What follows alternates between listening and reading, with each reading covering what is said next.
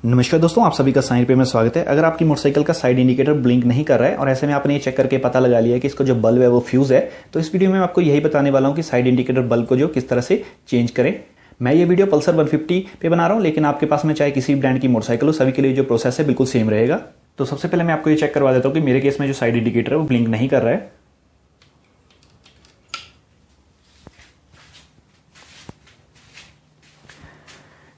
की को मैं ऑन करता हूँ। आप देख सकते हैं कि मीटर में जो लाइट आ रही है, और मेरे केस में ये लेफ़्ट साइड का इंडिकेटर है, तो इसे मैं लेफ़्ट साइड को करूँगा।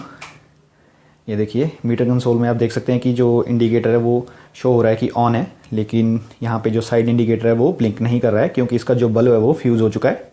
साइड इंडिकेटर के बल्ब को चेंज करने के लिए हमें इसे ओपन करना पड़ेगा, और इसे ओपन करने के लिए आप देख सकते हैं बॉटम पे एक स्क्रू दिया हुआ है। हो सकता है कि आपके केस में यहाँ पे बिल्कुल बैक साइड पे कोई स्क्रू लगा हो, तो उसे एक स्क्रू ड्राइवर की मदद से ओपन कर लें।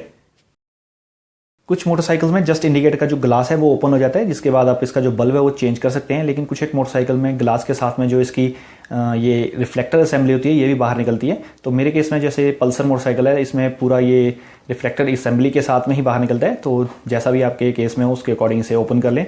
ओपन करने का तरीका दोनों ही केसेस में जो बिल्कुल सेम होने वाला है। आपको जैसे इसे यहाँ से इस तरह से धीरे धीरे बिल्कुल जेंटली से जो है वो बाहर की तरफ को पुश करना है।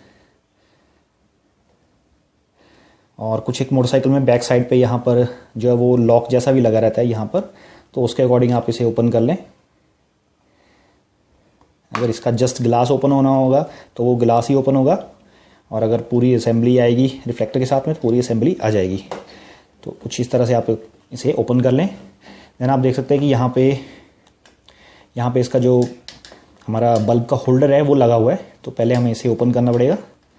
तो ये सिंपल 2 स्क्रूज हैं, इन्हें आपको ओपन कर लेना है।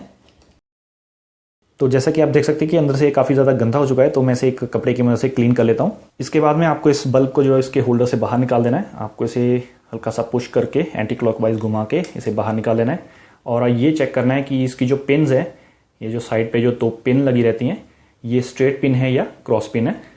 तो अगर आप देख पा रहे हो मेरे केस में ये क्रॉस पिन है। ये देखिए, अगर ये स्ट्रेट पिन होती तो बिल्कुल सामने होती है। मैं भी आपको इसका जो स्ट्रेट पिन वाला बल्ब है वो भी दिखा देता हूँ। ये देखिए, ये मेरे पास में एक स्ट्रेट पिन वाला बल्ब है।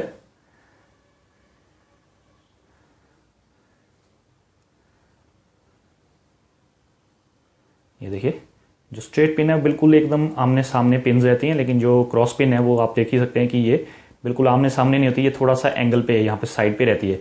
तो आपको सबसे पहले ये चेक कर लेना है कि आपके केस में कौन सा बल्ब लगा है, एक स्ट्रेट पिन वाला लगा है या एक क्रॉस पिन वाला लगा है, और बाजार से आपको उसके अकॉर्डिंग ये लेके आना है। ये एक आपको जो है वो 10 वाट का बल्ब रहता है। ये देखिए 10 वाट इस पर लिखा हुआ है, 12 वोल्ट, 12 वोल्ट और 10 वाट का बल्ब रहता है।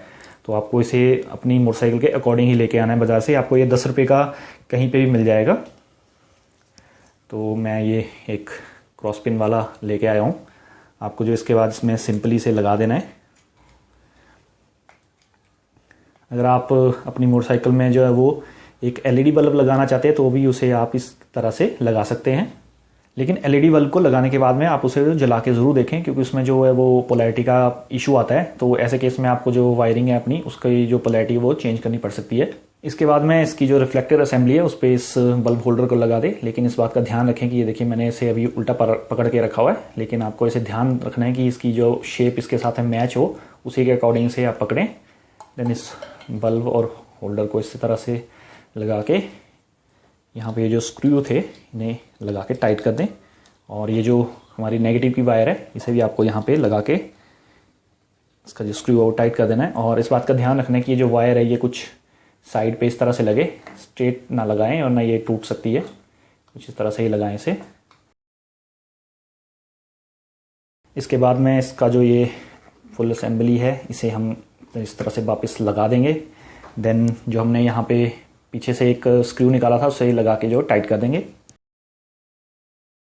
तो अभी मैं आपको ये चेक करवा देता हूँ कि ये इंडिकेटर अब ब्लिंक कर रहा है या नहीं।